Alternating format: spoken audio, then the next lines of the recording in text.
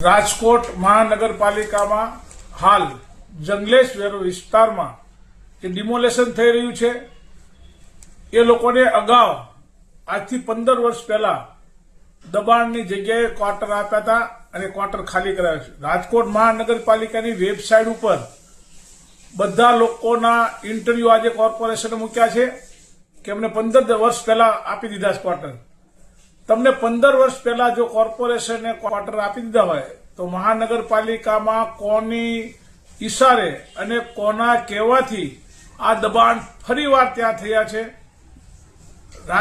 રાજકોટ ભાજપના અમુક એકાદા બે કોર્પોરેટરની પણ અંદર ઓડિયો બનેલી છે અને જે ભાડે આપેલી છે.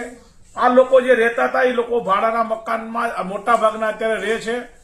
જૂના લોકો જે ક્વાર્ટર મળી ગયા છે એ લોકો ત્યાં જતા રહ્યા છે અને પોતાની જગ્યાઓ છોડીને ગયા હતા. તો જે જગ્યાઓ છોડી હતી ત્યાં કોર્પોરેશને ફરી દબાણ કેમ થવા દીધું, કોના કહેવાથી થવા દીધું અને હવે જે પાડવા નીકળ્યા છે એ પણ કોના કહેવાથી પાડવા નીકળ્યા છે, આ સીધો સવાલ છે. બીજું એવા 15 વર્ષ પહેલા જંગલેશ્વરમાં દબાણ દૂર થયું તો ત્યાં આ જ શાસકો ત્યારે પણ હતા સત્તા ઉપર, આ જ કોર્પોરેટરો ત્યારે પણ સત્તા ઉપર હતા અને આ જ અધિકારીઓ ત્યારે પણ હતા. તો ફરીવાર એકવાર દબાણ થયું છે એ ફરી પાડવાની વાત છે. હકીકતમાં પોતે દબાણ જ થવા દે છે અને પછી જ પાડે છે.